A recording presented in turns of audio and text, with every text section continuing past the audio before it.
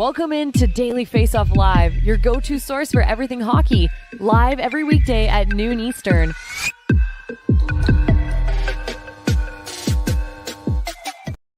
Welcome in. It's finally Friday, October 6th, the first Friday edition of the year here on Daily Faceoff Live. I'm Tyler Yaremchuk. He is our NHL insider, Frank, Seravalli, and Frank. Big weekend plans? What you got going on? Just hockey, honestly.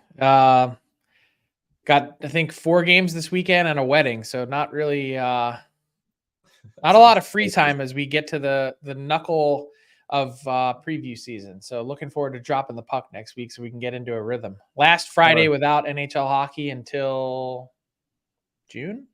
Yeah, in all likelihood.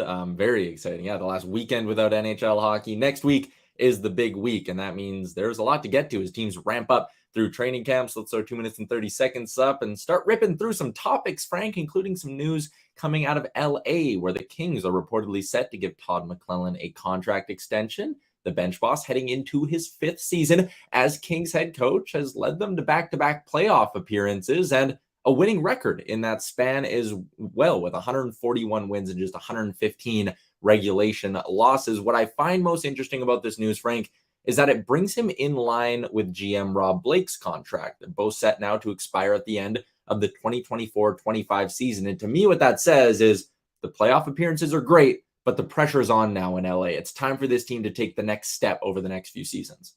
I mean, look, it is time to take the next step, but you also have to consider your surroundings. And we've talked about this a lot this offseason.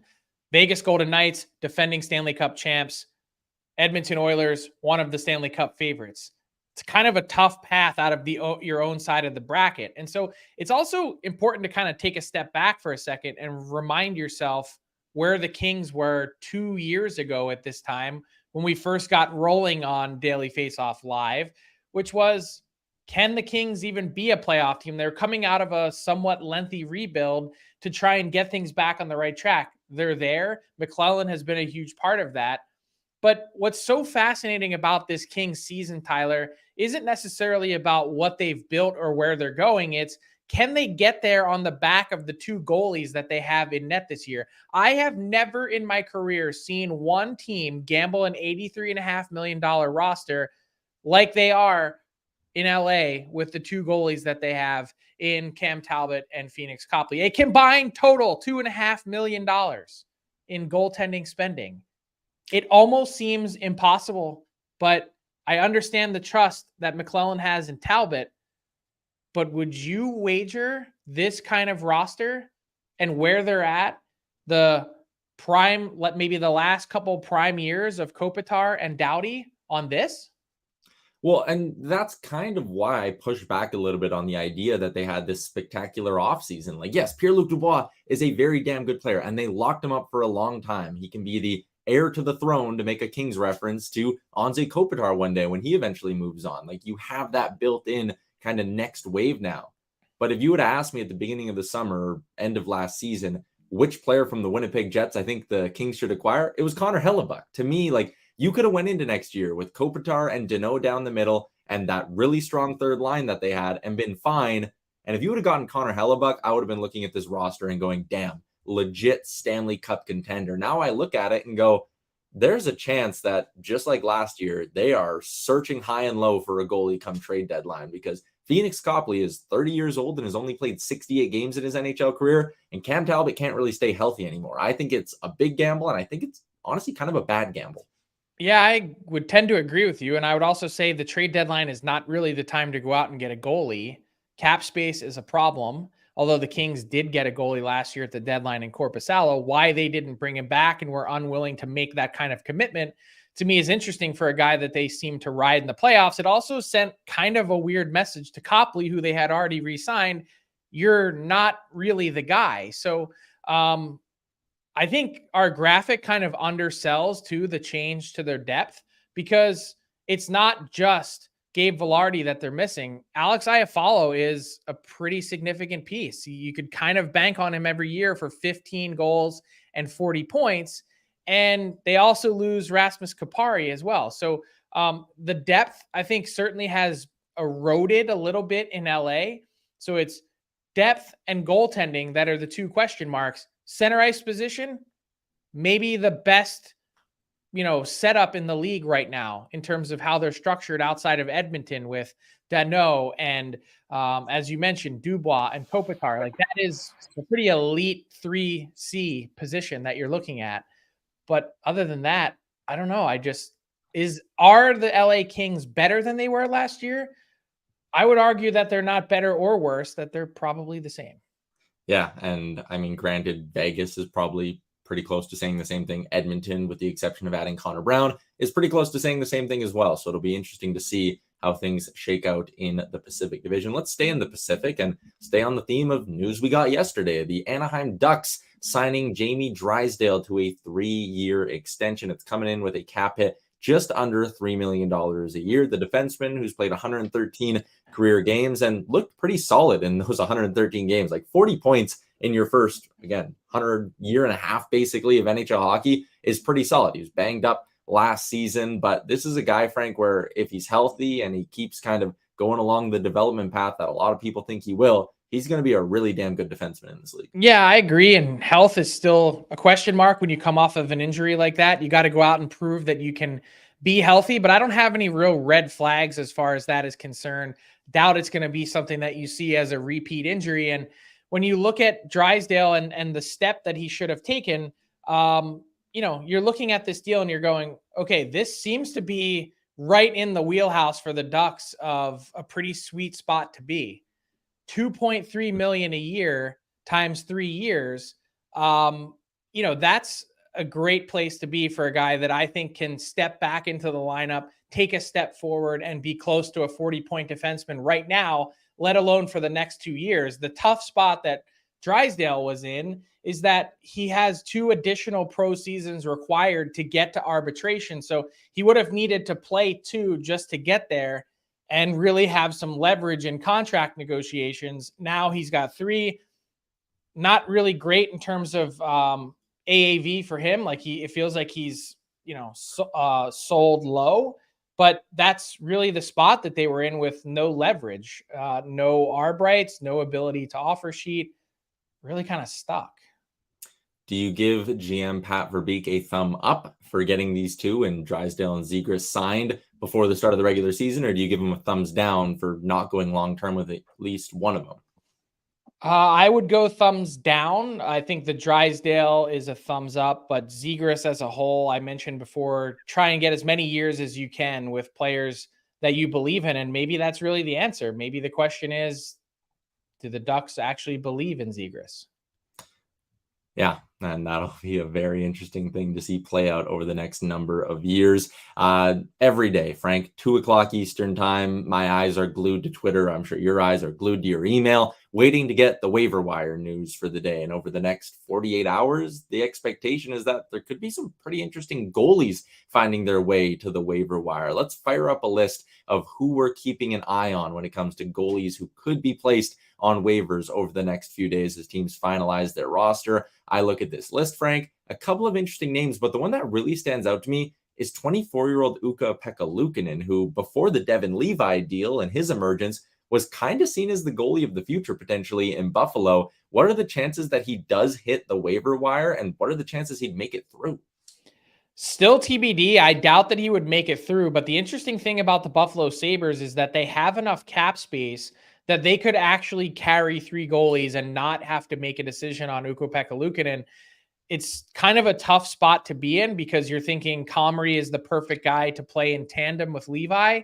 And, there's been moments that Ukko-Pekka Luukkonen has had in his career. UPL last year, rookie of the month in January, get a 2 or 3 week stint with a 913, 914 save percentage where he looked really good. And so there's no doubt that teams are replaying some of that tape this week as they try and figure out what that waiver wire looks like. And he's just one of kind of really a few fascinating names out there. Alex Lyon got the Florida Panthers into the playoffs. There was the question when we started the playoffs, who's going to be the guy that the Panthers run with? Could have been Lyon. Martin Jones played 48 games last year for the Seattle Kraken. He's the 3rd guy for the Toronto Maple Leafs. I don't think that their plan is to go with 3 goalies. And so they're kind of going to be patient here over the next few days to see what develops. The Montreal Canadiens haven't made a decision yet with Caden Primo. They're still talking things over internally to see what happens. I'd expect to see David Riddick on waivers from the LA Kings. If not today, then at some point over the next couple. I think they've made up their mind that it is going to be Copley and Talbot. Malcolm Subban has some NHL experience. Magnus Hellberg was claimed 3 times on waivers last year alone. And Anthony Stolarz, fascinating situation in Florida. They signed him at $1.1 million, clearly to be the backup. They liked what they saw from him in Anaheim. You've got Sergei Bobrovsky there at 10. You've got Spencer Knight at $4.5 million. Knight still has waiver eligibility, so they actually could, if they wanted to, send Knight back to the AHL. I don't think that makes sense for anyone, even though he probably has a little bit of rust to knock off. But that would mean then that a decision is coming on Stolarz. So it's an interesting way to kind of work through the list. It's the kind of biggest. I'm not looking at very many position players that are going to be generating a ton of interest, but you know that teams will be pouring over the goalies that try and come through the waiver wire over the next 5 days. Well, and especially because there's so many teams that have clear-cut needs in that position. I know over in our YouTube chat, our pal Bera brought up the Avs and the Bolts. Yeah, Vasilevsky out 8 to 10 weeks. Frank, there's no way they go into the year with like basically just Jonas Johansson between the pipes. Like the Bolts will probably try to claim one, and the Avs probably want to cover for the Francouz injury as well, right? One would think, although the Avs do appear to be pretty high internally on Justus Annunen. Can he be the guy that backs up Georgiev, who really played the lion's share of the games? Fully expect the Lightning to grab someone that comes through. We didn't have the Kraken guys up there as well, but Joey Decourt and Chris Streeter 2 and 3, on the depth chart for the Kraken behind Philip Grubauer. I'd imagine that Dreger is going to be the guy at $3.5 million, but no one's taking him at that price. So that's why he didn't make our board. If you are a roster nerd like me, then you can't wait to get that little notification from Frank Seravalli that the waivers for the day are out and sifting through them. Should be interesting today. Maybe we'll see a couple of these goalies hit the wire at 2:00 Eastern. Dr. Seravalli now is in session, and we'll go to the doctor's office. Frank, hey, if you want to play 6 to 8 preseason games, NHL teams, guys are going to get banged up, and we're seeing quite a few interesting names on our NHL injury report right now. We talked the other day about Josh Norris. He's practicing. Also, John Klingberg is practicing for the Toronto Maple Leafs, so they don't quite make our list. But when you look at this, Frank, I mean, we've known about Vasilevsky for a little bit. Jared Spurgeon's the one I look at and go, boy, if he's week to week to start the year for the Wild, that's a big, big loss. Yeah, it really is. And certainly Jared Spurgeon leaving the ice last night after that hit doesn't leave you feeling comfortable if you're a Minnesota Wild fan. I mean, look, this has been a summer of change. There's been a lot of shuffling on the back end for the Wild in terms of expectations. Matt Dumba, of course, gone. Jonas Brodin, Jacob Middleton still there. Same thing with Alex Goligoski, John Merrill, Brock Faber, and Kalen Addison. Look, missing Spurgeon for any significant period of time, and as I reported this morning, it sounds like it's going to be a few weeks. That leaves you in an uncomfortable spot without really a ton of margin for error. So Zach Whitecloud is another big one. There were some reports out there from Sinbin Vegas on Thursday saying that Whitecloud could be out as long as January. So I don't know if that's necessarily week to week or month to month. So that hurts the defending champs. And Whitecloud's a big part of what they do. Killorn, we know 4 to 6 weeks with the finger. Logan Couture, there hasn't been much talk about him. He's getting close to starting skating again, but I think the Sharks would rather err on the side of caution there, have him miss a week or two to begin the season before then having him come back too early and miss more time later. So that's how they're playing it. He's probably pretty doubtful for the season opener this next week. Well, that is always kind of the delicate balance at this point in the season, right? As much as you'd love to have your roster as you planned it out in the summer, ready and available for opening night, the last thing you want to do is go through a full season with a guy where he's in and out of the lineup because you just didn't get out in front of it early. I know in Edmonton, Matthias Ekholm, that's kind of the same situation. Yeah, and I was going to say, by the way, since you did make the point right at the beginning of the segment, I did ask Commissioner Gary Bettman about the idea of shortening the preseason when I was at the Board of Governors meeting on Wednesday, and he said, We don't really seem to have an issue with it. Doesn't seem like there's much complaint from teams, but he did throw in there that if it's important to the Players Association, that it's something that they could discuss at the next collective bargaining agreement. Yeah, I mean, the reasoning behind it is it generates revenue, right? Like that's kind of the whole purpose of doing But it's this. too many. It's way too many. I don't know a single fan who's like, no, I love seeing AHL rosters every second night. It's fun.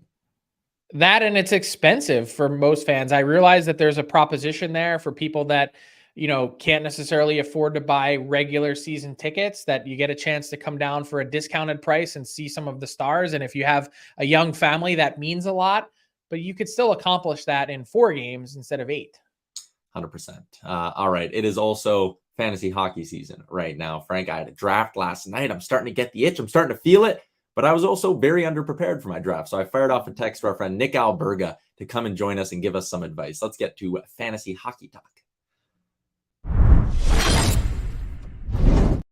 Fantasy Hockey Talk is brought to you by Betano. The game starts now at betano.ca. Big sports weekend coming. Playoff baseball, NFL, football. Plenty to do, plenty to check out over at Betano 19+. Please play responsibly. Nick Alberga, he is one half of Leafs Morning Take, and he handles a lot of daily faceoff content for us at dailyfaceoff.com. Nick, I want to start with some guys who are rocking new jerseys this fall, some fresh faces in new cities. Give me a few guys who swapped organizations over the summer who you like to have strong seasons from a fantasy perspective. Well, we're in a fantasy league together on Monday, so I'm not telling you any names, although you got graphics made for me, so I guess I'm inclined to do so. Sean Durzi is where I'll start, guys. I like this look quite a bit. Nobody's really talking about it because it's not a sexy name or anything like that, but he goes from LA to Arizona. He's going to run the first power play. He's going to play with Clayton Keller, Logan Cooley, Nick Schmaltz. Like, he's getting that type of attachment. And he had 38 points last season with Los Angeles. I could see a world where it's 50-plus points here for Sean Durzi. So if you're late in your draft, you're looking for a defenseman, I would look there. Jonathan Drouin, like, I love these reunion stories, right? We're seeing 2 of them on your screen right there. Jonathan Drouin reunited with Nathan McKinnon, coming off a unbelievable 2-goal season with the Montreal Canadiens. I think he beats that quite easily. And I think there's no reason why Drouin can't best his 53-point total in his career. I know it's a far stretch considering what we've seen the last couple of years, but if he maintains that spot with McKinnon and Rantanen on the top line, I say why not? And the last one, you know very well in Edmonton, Connor Brown, the garden seat with Connor McDavid, at least to start the season, looks like it's going to be Kane, McDavid, and Brown on the top line. Coming off ACL surgery, so I'd be mindful of that. Played just 4 games last year for Washington, but I think he's in line for a big season playing with McDavid here. Zero concerns, Nick, in terms of the Connor Brown ACL injury. I'd expect him to have a big year for the Oilers. But in that same vein, Connor Brown, comeback player of the year candidate. That's off of an injury. What about some bounce back player of the year candidates coming off of some down play or lack of production? Give me some struggling players that you expect to have a strong season this year. There's 2 big names. And I think first and foremost, you have to look to Calgary. Daryl Sutter's out. Ryan Huska is in. I'm looking at Jonathan Huberdeau, guys. Like, he was a bona fide top 15 fantasy file going into last season. And of course, we all know what happened. The biggest point drop in NHL history of 60, going from 115 to 55. Variety of reasons why that happened, among them Canadian market. I get the pressure. So he knows what it's going to be like this year. His average draft position is 123.5 right now. Come on. It's crazy. I have him ranked 45. You can check out my list over at dailyfaceoff.com. Even 45 feels low. Yeah, I know. Like, I think I would be good in saying that I think Huberdeau is going to be at least a top 50 fantasy player this year. So I like the value there. And Victor Hedman's the other guy. Again, a lot of this stems with what happens on the first power play unit. Is it going to be Hedman? Is it going to be Sergachev? But I'm going to give Hedman the benefit of the doubt. He's a future Hall of Famer, multiple Stanley Cups. He had 85 points 2 seasons ago, right? Like, not far removed from that type of monster season. So I think he's in line, I should say, for a monster bounce back as well, Frank.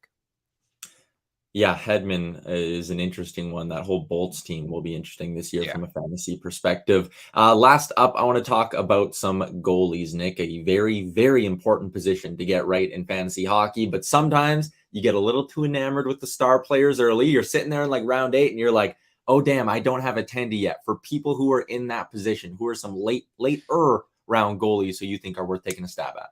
So I think this ties in perfectly with the bounce back, and there's a reason why I didn't mention him because I wanted to mention him in here. Was Jacob Markstrom. Like, if Calgary's going to do anything this year, guys, if they're going to make the playoffs, and I feel like they're going to make the playoffs, they need the Markstrom who was like a guy in the Vezina conversation a couple years back. Has not been the same goalie for the last year and a half since he was torched by the Edmonton Oilers in the Stanley Cup playoffs. So I'm banking on a bounce back of sorts for Markstrom this season.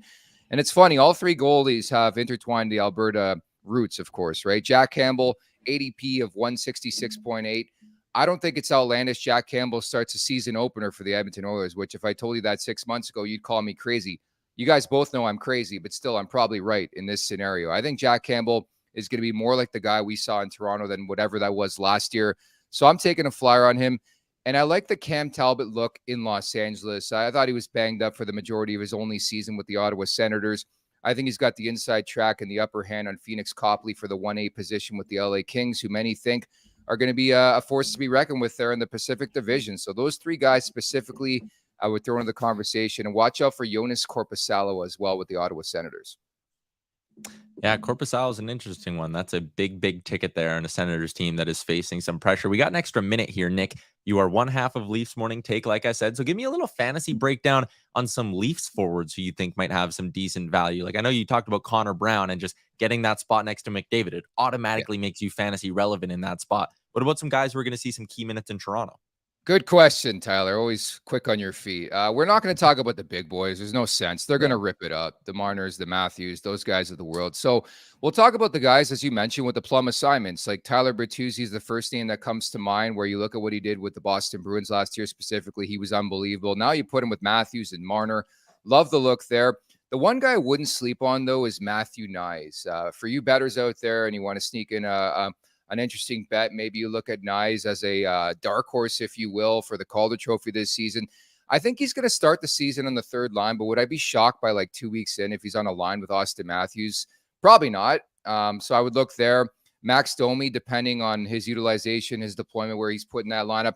And the other name I would throw out there that's banged up, but he practiced, as you mentioned, Ty, today for the first time in a week, is John Klingberg. By all accounts, it sounds like they're going to try to have him run the first power play unit if he's back and when he's back and healthy. So I think you take a flyer on a guy like that as well. Believe it or not, the depth pieces have way more value this year in fantasy hockey than in recent memory for this Maple Leafs team. And outside of that, I would mention too, Joseph Woll. If you're looking for a deep sleeper, if you want to call him that in between the pipes, I know Ilya Samsonov's the guy right now, but for me, my theory is there's a reason why they gave Sammy just 1 year. I think they're highly invested in Joseph Woll. I would not be shocked if he still starts away at some point in time this year. So since this segment is sponsored by Betano, let me save everyone some money and do not bet Matthew Nyes for the Calder. Okay, if you want to bypass Connor Bedard, fine. Logan Cooley. I mean, this is like the most jam-packed year for Calder that we've seen in a while. Matthew Nyes ain't going to be it. I'm sorry. Frank, you're Italian. You know all about prayer. drinking All about the prayer, my Toronto guy. You know about Kool-Aid. prayers, right? Drinking the Toronto Kool-Aid. Probably, yeah. That's what they do best on Leafs Morning Take, Monday to Friday, 11 a.m. Eastern time, with Nick Alberga and former NHLer Jay Rosell. You can check out his fantasy hockey work at dailyfaceoff.com. Nick, have a good weekend, man. Thanks for joining us. Thanks, guys. You too. Take care.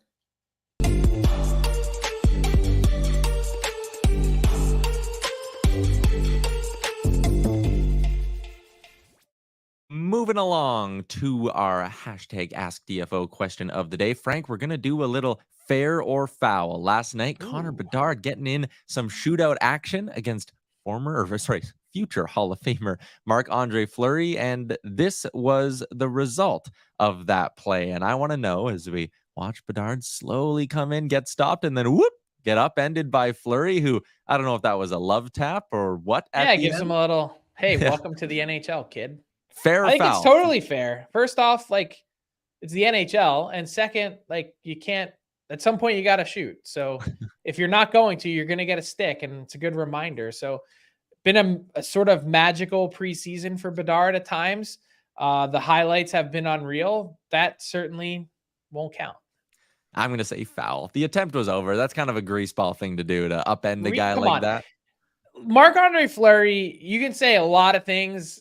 Greaseball is never going to enter into the vocabulary. He's got as much class as anyone. Just, I know, but that sometimes play, you get tangled up and. We're on different What? sides. So what part about it? Like, is it not fair game? Like, are you just Run it stick again, handle Gavin. into oblivion? Like, where? The attempt was over. Fleury had already poke checked the puck away. Welcome to the NHL, kid. That's how I feel. All right. Well, sure. Look, all right, ready? Boom. Poke check, puck's gone, and then he trips him up. Marc-Andre Fleury was playing in the NHL before Connor Bedard was born. That is actually something, hey? How many? There wouldn't be that many guys in the league who'd be able to say that right now either. Like guys who played for more than 18 years. No, the Bergerons, those guys are all kind of retiring. But you've got Sid and Letang and like it's kind of crazy. The YouTube chats is with you, by the way, Frank. Jeremy says Bedard was soft on his feet. Teresa says it was hilarious. And Michael says Tyler being a crybaby. Yeah. Not the first time. Let's move along to our Betano daily bets for today. I've eyed up another pair of futures plays. I don't mind over at Betano.ca. First one tied into the LA Kings. Frank, over under 101.5 for them on the year. I am going to take this one personally and say stay away. If not, maybe even lean under because I don't trust their goaltending that much. And they were only a 103-point team last year. So the books are saying they could take a bit of a step back, and I'm going to agree with them. I'm going to either stay away or lean under. Do you think they'll hit over 101.5? I wouldn't bet against it. I told you yesterday, I don't think it's hard to get to 100 points anymore. Yeah. I mean, 9-10 playoff teams every year get there. So it's not a crazy number. And the second one I have there is the Calgary Flames to get more points than the that's Winnipeg a slam Jets. dunk, I think. Like, it's not paying great, but I don't even care. Minus 133, I'm taking that all day. The Flames should, without a doubt, have a better regular season than the Winnipeg Jets. They did it last year. Why can't they do it again? I agree wholeheartedly. Yeah, that is one of my favorite future bets I've given so far. We call that a stone cold mortal lock. Yeah, shout out to Betano. Next week, finally actual hockey to wager on, and that is certainly exciting. Frank, let's wrap up the show with a little bit of garbage time. What do you got here for us on a Friday? Yeah, I wanted to say happy trails to Stan Smeel. First off, a first ballot hockey nickname, the Steamer. But after 45 consecutive years with the Vancouver Canucks organization as a player and executive, Stan Smeel is transitioning away from his day-to-day duties in Vancouver. And so 1978 to 2023, that is a long, long time. And Stan Smeel, all class. So whether it's been as captain, he has certainly been one of the faces of the team. His number 12 retired in Vancouver. And, whether it was stepping in as interim GM a couple seasons ago before they decided to bring on Jim Rutherford. He's done just about everything that multiple ownership changes and regimes could ask of him. And he's a legend in Vancouver. So after 45 years of service, hats off to Stan Smeel. Yeah, stick taps to Stan Smeel on a fantastic life in hockey. I'm wishing him all the best. Also, stick taps to Gavin Turnick, Pat Puff, and yourself, Frank, for a good first week of Daily Faceoff Live, Season 3 of the show. And we will be live, Frank and I, Monday through Friday, noon Eastern time. We'll be here through the entire hockey season on the Daily Faceoff YouTube. Shout out to everyone in the chat today. Hammer that like button. Make sure you're subscribed as well as you head into the weekend so you don't miss our show on Monday. We'll chat with you then. Thanks for tuning in to Daily Faceoff Live. Make sure you hit the subscribe button to never miss an episode.